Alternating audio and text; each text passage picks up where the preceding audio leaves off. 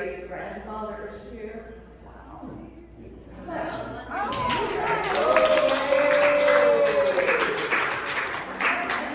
Grandfather. How many grandfathers do we have? How many fathers do we have?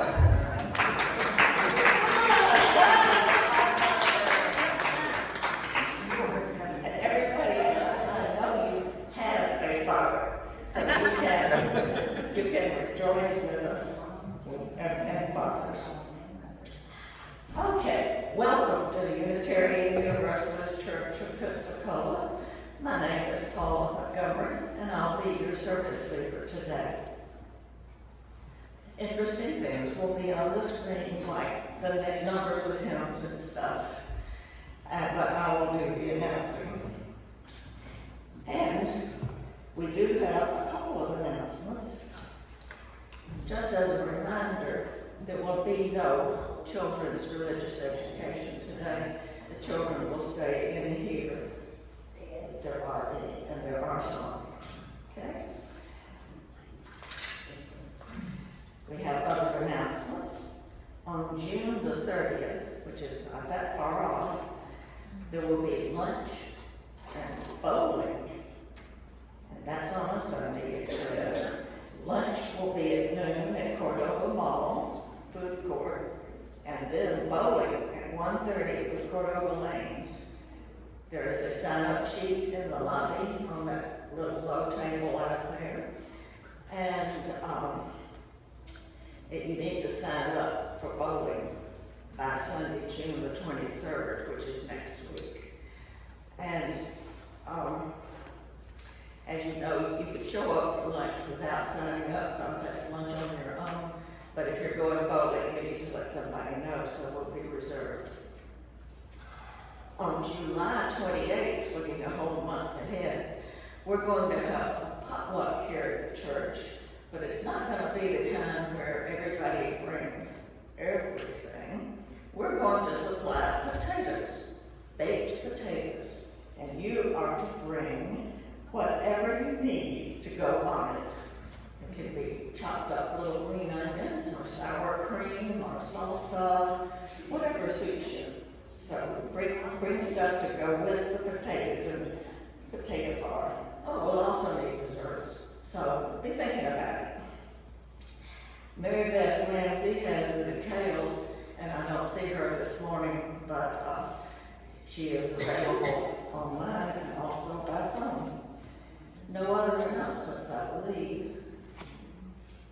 Okay. I invite you now, as our former minister used to say, to continue to complete your arrival, meditate a little, and watch our principles on the screen.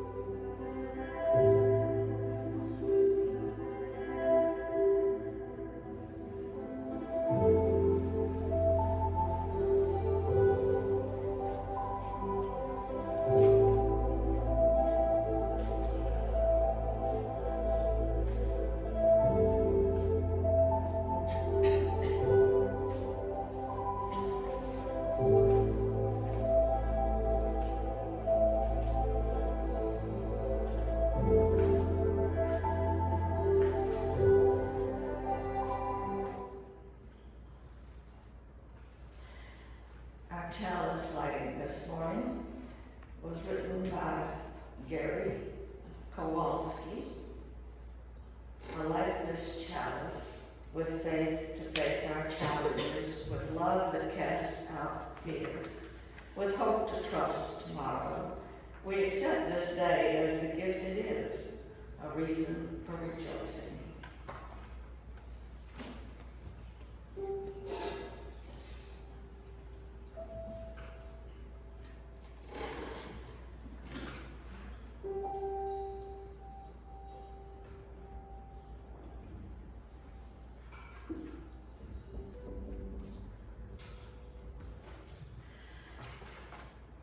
Our opening words are actually a responsive reading, and it should be up here.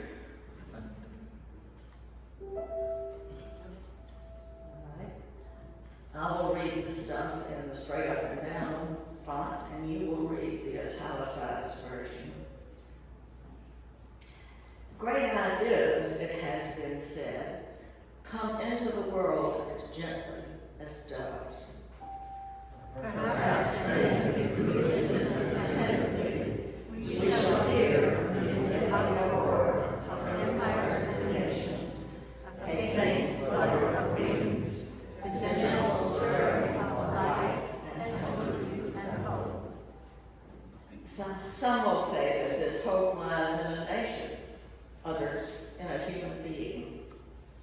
I believe rather that it is awakened, revived, nourished by millions of solitary individuals whose deeds and works every day negate frontiers and the crudest implications of history. As a result, there shines forth fleetingly the ever-threatened truth that each and every person, on the foundation of their own sufferings and joys, builds for them all. This is by Albert Camus and was translated by Justin O'Brien. And if you will rise now, we will have our covenant together. Love is the spirit of this church, and service is all. This is our covenant, to dwell together in peace, to speak the truth in love, and to help one another. And you'll remain standing for our opening hymn, which is Love Will Guide Us, 131 in the gray hymnal. And hymnals are generally under the chairs.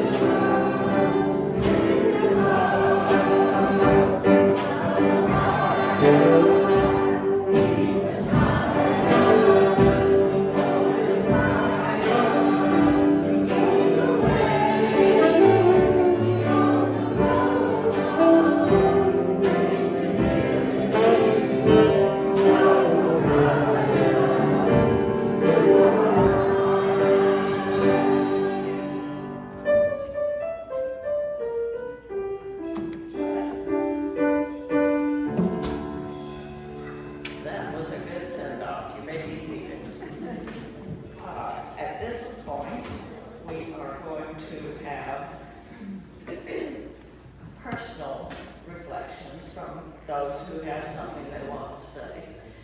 And those will reflect things that have either troubled you or that you're rejoicing in, so your joys and sorrows. And I will light a candle, and let's see, I need an assistant. Laura, would you hold the microphone? Sure. Okay, so I invite you to come forward and line up on either side if you have a joy or something that you would like to share.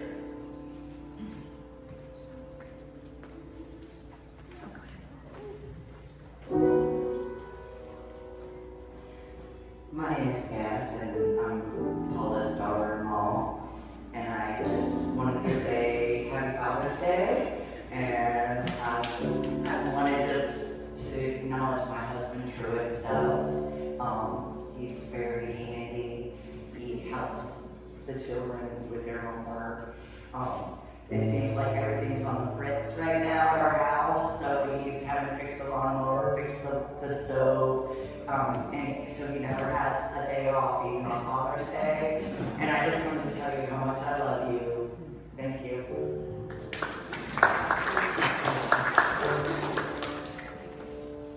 I have a joy and a sorrow. My sorrow is my boyfriend AJ broke up with me right after prom. And my joy is Pride Fest was a lot of fun, especially the drag show.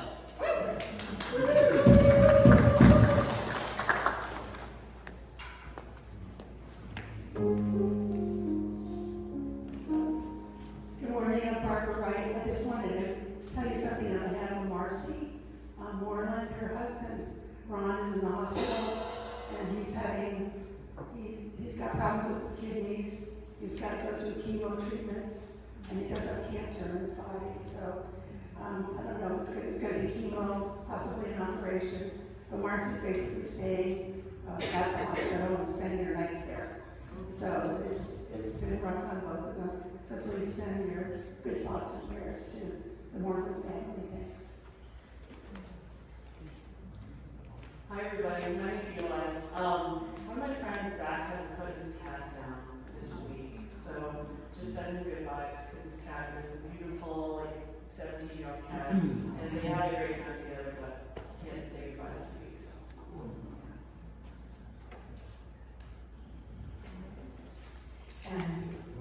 Sorry. I'm just feeling, from being at Pride yesterday, super grateful for all the amazing activists in our community, blown away by the groups that were there. And thinking about 30 years ago, back in the 90s, you never would have seen, even in New York, the kind of community, pro-LGBTQ community we were seeing. And we're in the deep south, and we were seeing it, so pretty amazing.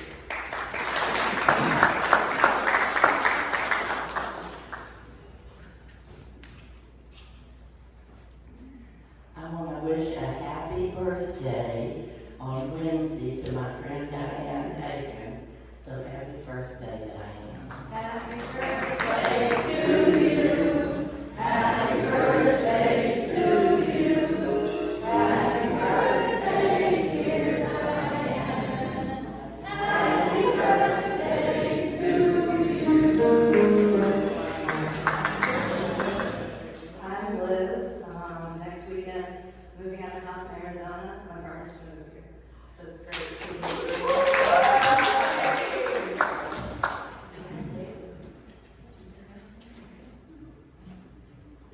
Okay, one more candle for those joys and sorrows that in our hearts about we aren't speaking.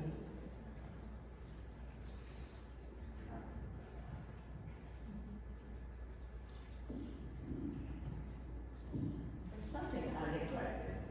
Normally, our very first candle is for all of those horrors and joys and sorrows that we can't see that are happening out there in the world, that we hold in our hearts for the rest of the world.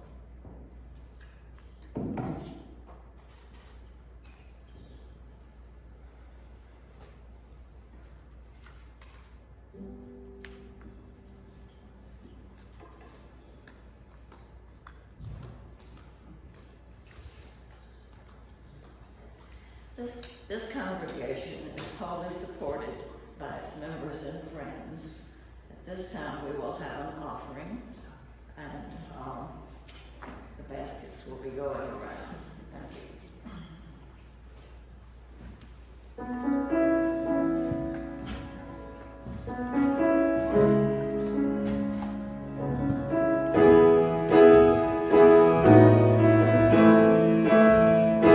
Equal rights and justice. Equal rights and justice.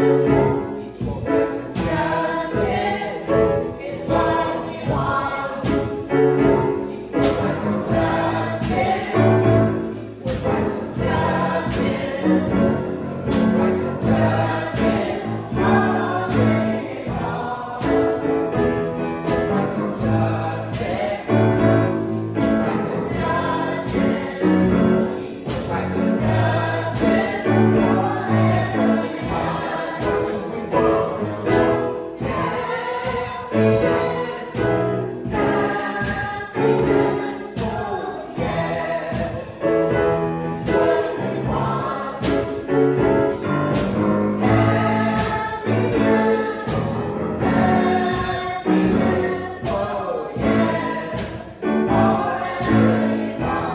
Happiness, oh yes, for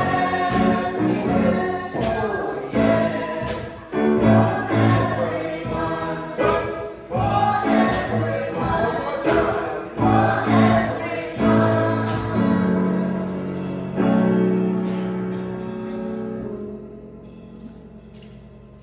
That's an original song by our pianist and his wife.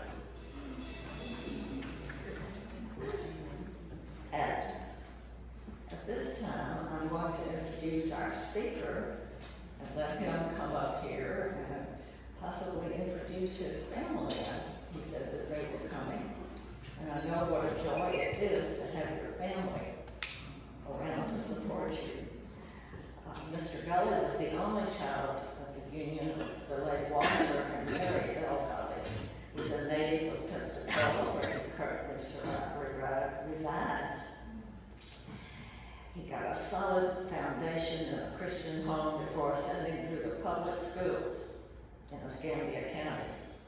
He's been married to Linda Gully for 33 years, and they have 3 children. Walter III, Demetrius, I'm not sure I pronounced that right, and Dara. 5 grandchildren, 3 great-grandchildren. He worked for 35 years in the school system. Masonically, his career began in 1983, and he has risen through the ranks of the Masons. He became a 33rd degree Mason in 2006 and was duly elected to the Council of Administration as the Grand Auditor of the Masons in October of 2018. Furthermore, he served on the inaugural He served as the inaugural president of the Ella Jordan African American History Museum. We're familiar with that because we've heard from other speakers from that same group. And at this time, Mr. Gully is tasked with being the overseer of operations at the museum. Serving in this capacity has been one of the highlights of his life. And I present to you a man who is planning his work and working his plan, Mr. Walter Gully Jr.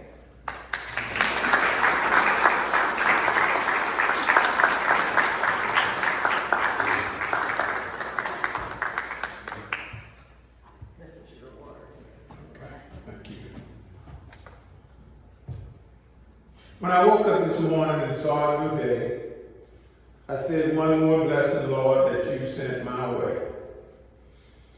When I got up and looked around and saw that everybody was doing okay, I said, one more blessing, Lord, that you sent my way.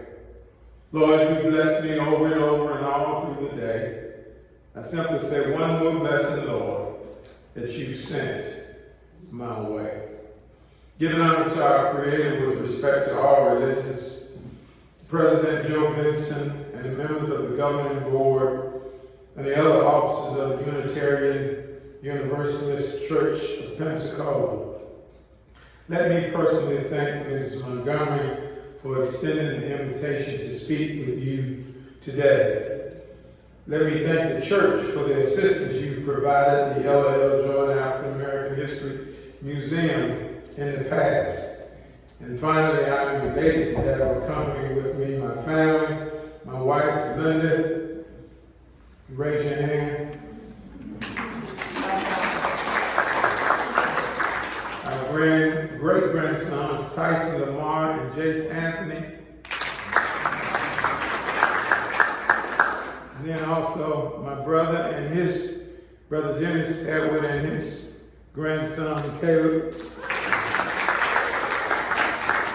Thank you all for being here. Over 400 years ago, one of the most horrific crimes against humanity was launched.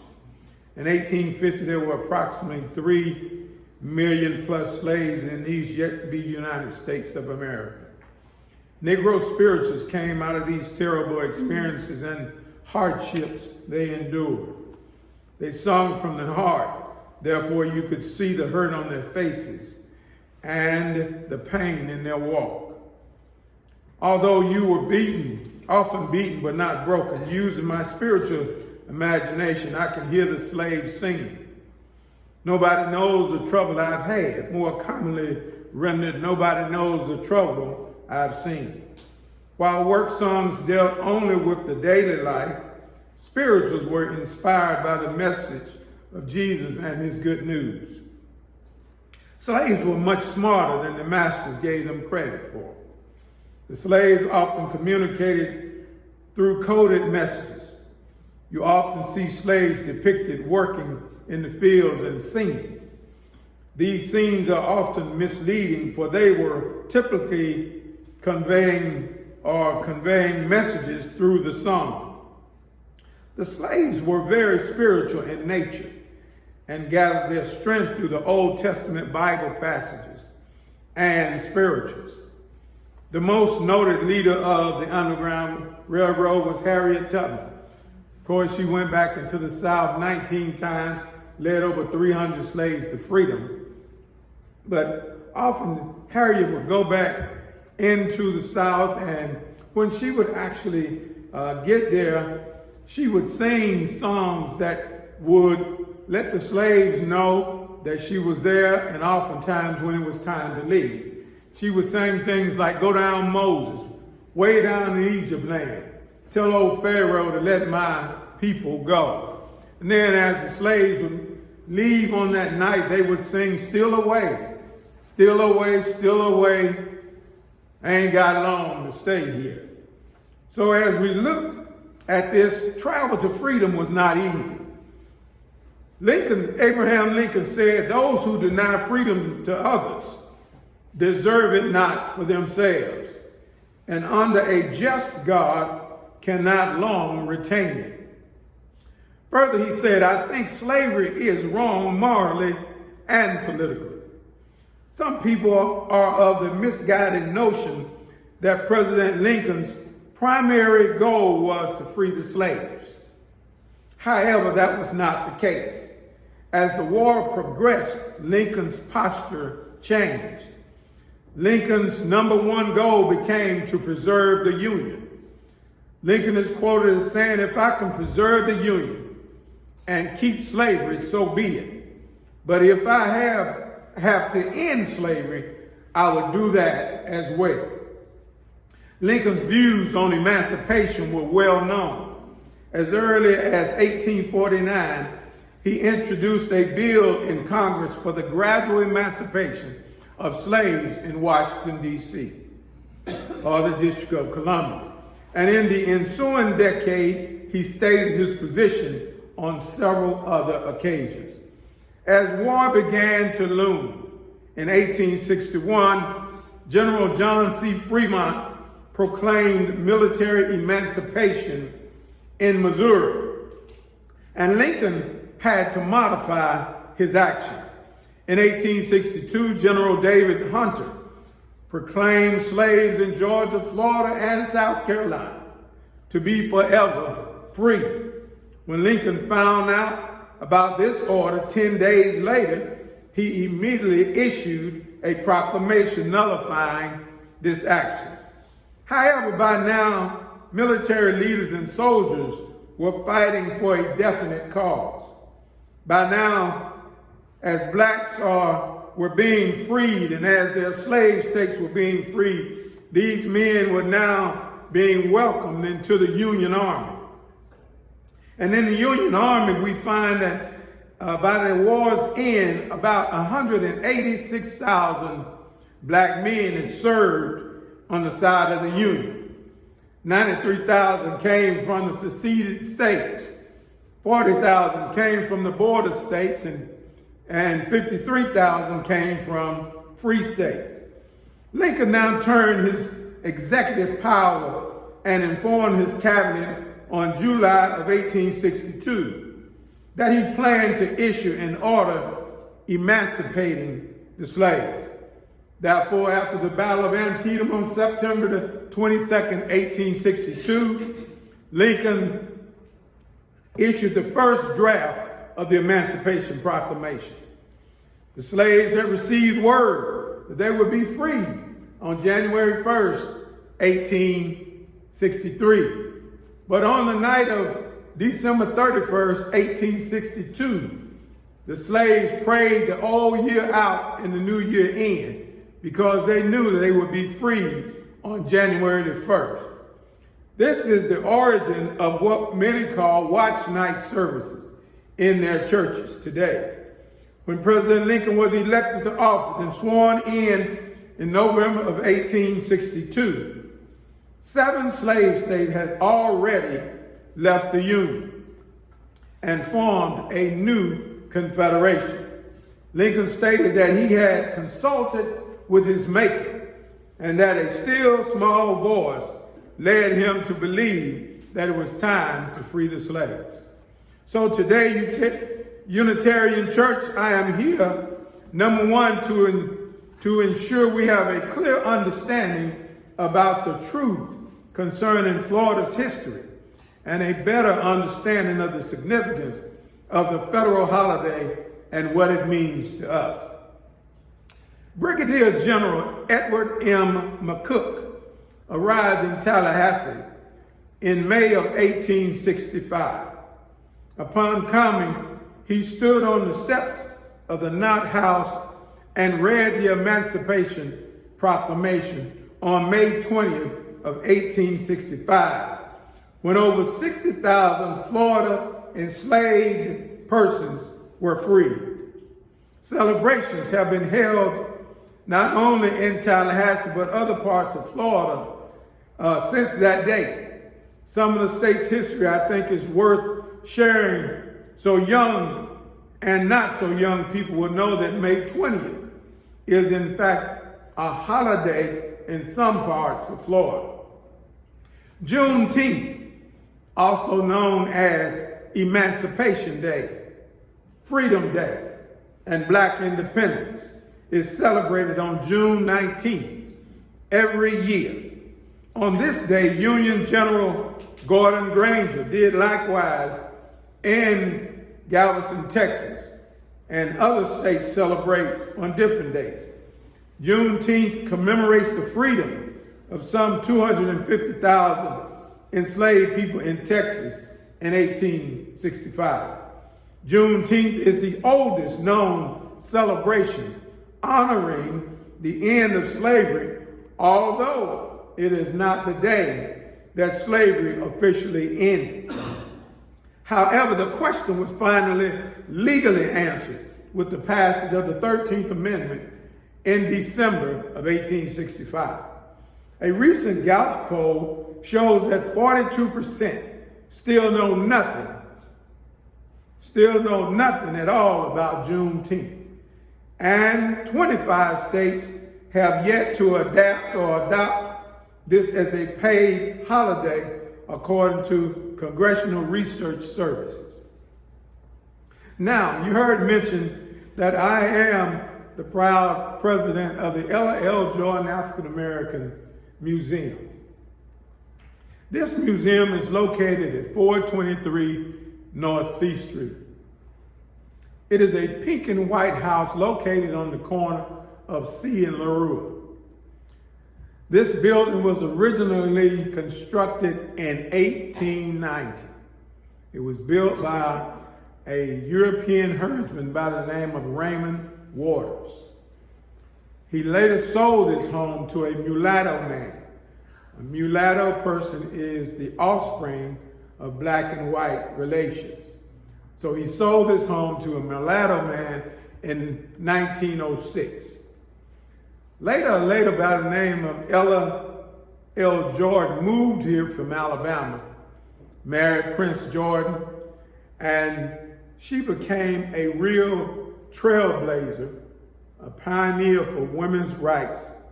And she was one who fought for women's voting rights. She fought for communities strengthening their support of the black family. She was one who would go down in history as the founder of the Federation of Colored Women in Pensacola, Florida. Now, you, I'm sure, are familiar with the woman by the name of Georgia Blackman. Georgia Blackman is the reason, one of the major reasons, the Ella L. Jordan African American Museum is standing today. She put her heart, blood, and soul and money into that effort. Bevelyn Baines was a school teacher at Woodham High School for many years. She was actually the last president for the Federation of Colored Women in Pensacola, Florida.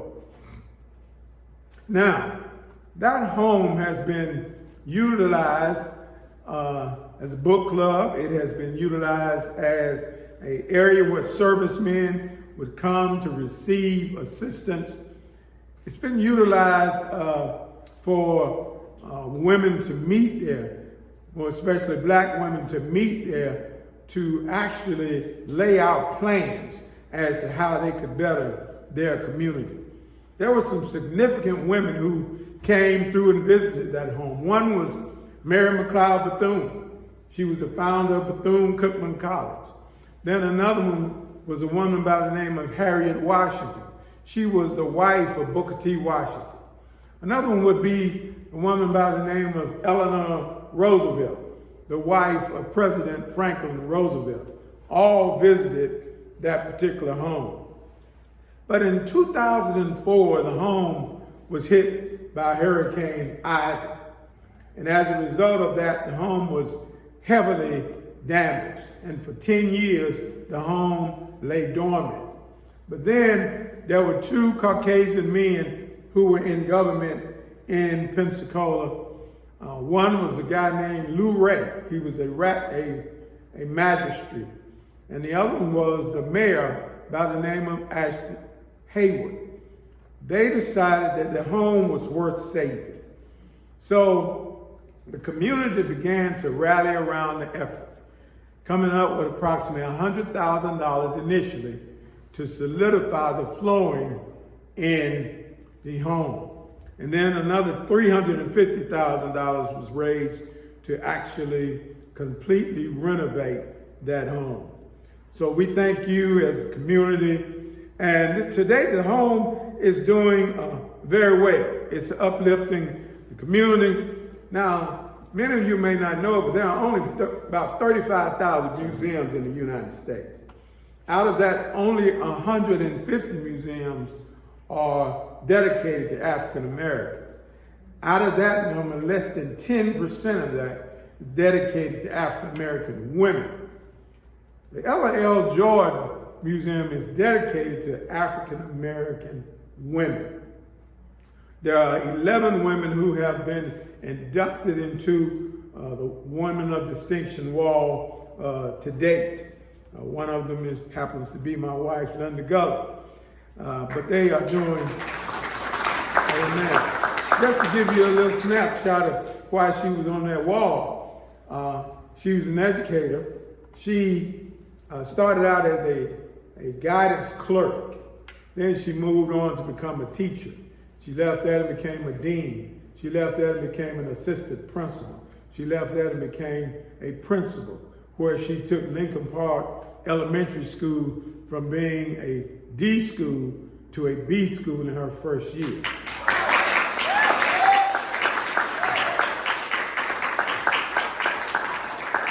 And then the next year, she took the school from a B school to an A school. The governor at the time actually sent a group of people to Lincoln Park to see what Mrs. Gully was doing that turned that school around. So today we're doing extremely well. We've had a civility speaker, Dr. G. She was the community college president of the year. She came and spoke there. We've had the induction ceremony on 2 occasions. We've had repasts for families that had lost loved ones. We've had family reunions, youth programs are there, political party rallies. We've had Visit Pensacola. We've had a children book club, authors to come in and read to kids. We've had various guided tours. We've had Black History programs, Women History programs, Ministerial Alliances met there. And then women empowerment program sponsored by one of the churches there, Mount Moriah. It was like a 6-week program. And then we recently had the Emancipation Celebration program, which was actually the first of its kind in Pensacola, where we had members of the United States Colored Troop come over from Tallahassee and play an intricate part with that for us. The museum is self-sufficient. We move just like you guys do on donations.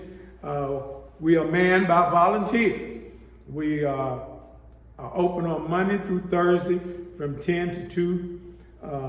And we welcome anyone to come and visit us at any time. Thank you for your time, invitation, and all that you do in our community. Happy Father's Day to those that it applies, and happy Juneteenth to you.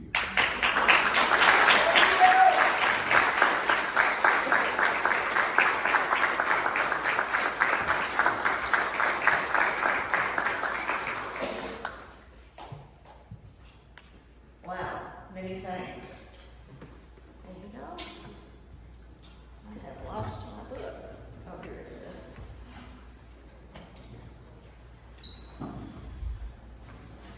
I've lost them all. You got you, Paula.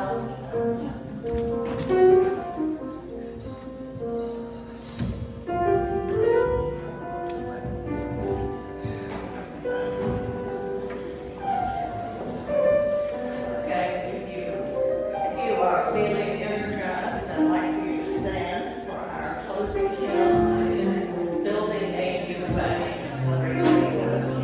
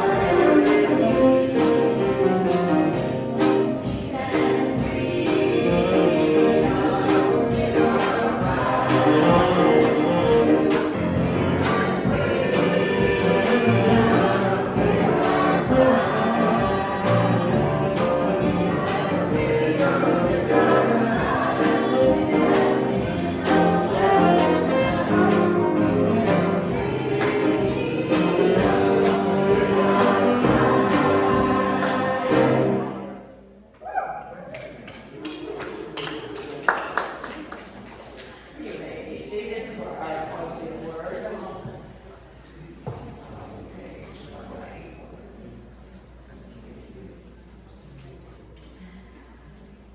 The time has come when we must defend our dreams, proclaim this is what is best in us.